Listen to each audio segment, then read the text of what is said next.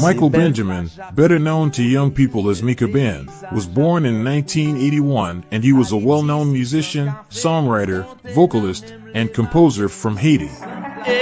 Sources claim that Mikaben began his solo career in the late 1990s.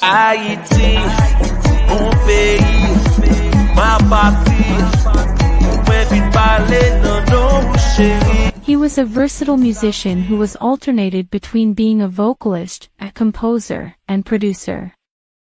Mikaben was one of the few musicians of his generation who can perform flawlessly in any genre, whether it be the traditional Haitian compas, world music, Antillean Zouk, dancehall, Jamaican reggae, or R&B, hip-hop, accompanied by his guitar or a full band.